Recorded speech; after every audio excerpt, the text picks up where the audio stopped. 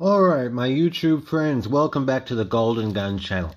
Now, normally on the Golden Gun channel, we generally just show you guys purchases and the coins, gold and silver, and take you through, more of collecting. It's been more of a collecting channel, but today we're going to get a little bit more into some other topics. It's a bit of new direction for the channel.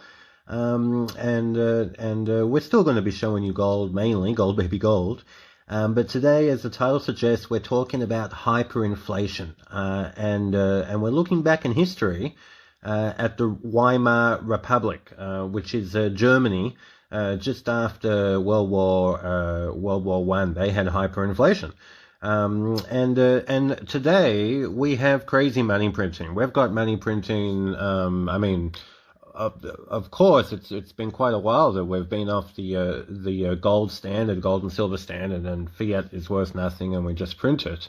But after the GFC, specifically the global financial crisis, Obama and the rest of the world did a real financial experiment. They printed a crazy amount of money. It was supposed to get us through the GFC. And to recover from that as fast as possible and make sure it didn't get worse.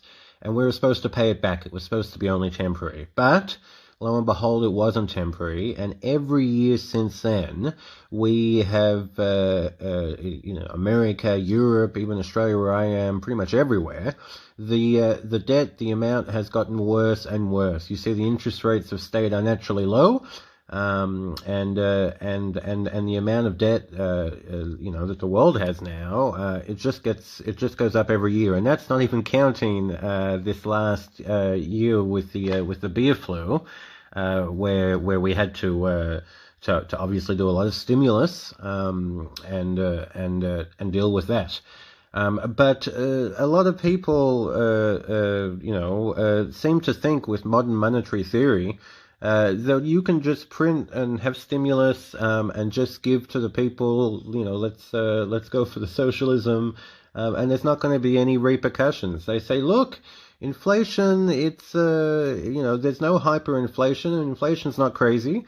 We argue, sure, that they don't measure inflation properly, and there's a lot more inflation going on than what the government figures show in their CPIs and their general indexes. But in general, it's definitely not hyperinflation. So let's look back when there was hyperinflation to see what went on.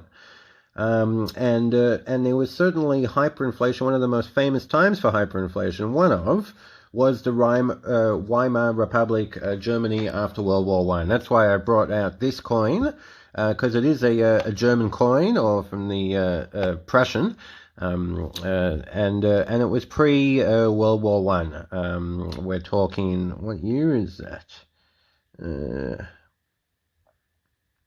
We're talking 20 marks, which is the German currency from 1889. Now, World War I was between 1914 and 1918. And Germany ended up losing against the Allies. That was World War I. There's obviously a lot of spending that you need to do for wars and world wars. And that certainly happened. And right after the war, Germany owed like 132 billion gold marks. That was basically their reparations, their bill for the war, and that was like twice the national, total yearly income. So they went off to the printing presses. But there wasn't straight away hyperinflation and inflation, even with all that extra money, because it turned out during wartime, people in general, they're not going out and spending and getting the economy moving and helping the velocity of money. Money is not moving through the economy. During wartime, you generally want to save. You generally want to buy the essentials, and you want to put money aside. You don't feel confident. You don't know what's going to be happening next. You don't know which families are going to be returning home or what's going on.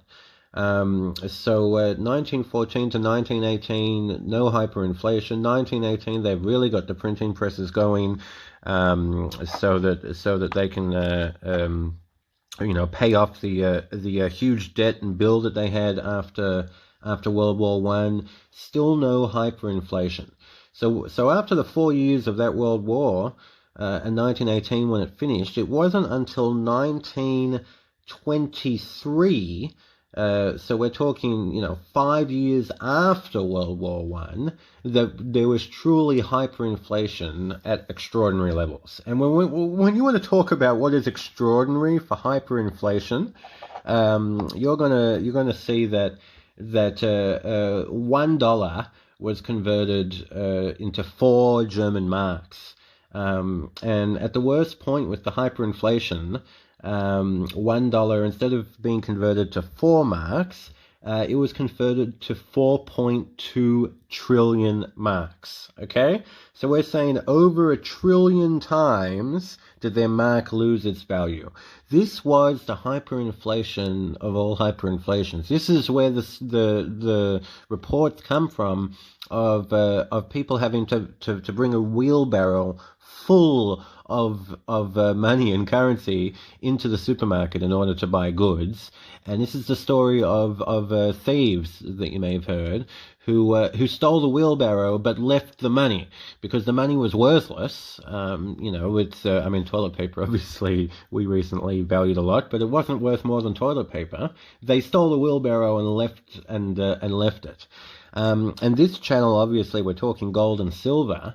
In the time of the Weimar Republic hyperinflation, you would have loved to have had gold or anything real, or just spend the money and not have currency as fast as you can. But 2.6 ounces of gold would buy you a house in the Weimar Republic. People could go and buy several houses with 10 ounces of gold, but imagine 2.6 ounces of gold, and yeah, you literally can buy a house.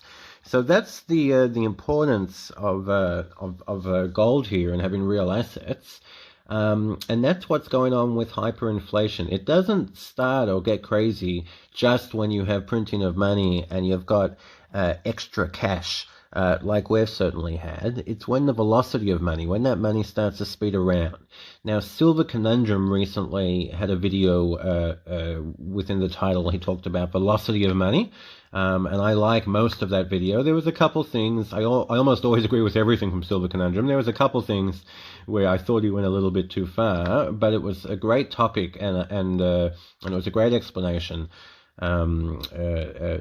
Explaining the velocity of money is when the inflation comes and when it kicks in. So you've got extra cash in the past in the Weimar Republic of Germany, with the World War I, 1914 to 1918, and the printing afterwards to pay for the bill. However, the hyperinflation didn't happen until 5 years after World War One, and that's when we had the hyperinflation. Now, I'm not saying for sure what's going to happen now, because we certainly have more money and more stimulus than we've ever had before. History doesn't always repeat itself exactly, but they say that, but it chimes, but that it rhymes.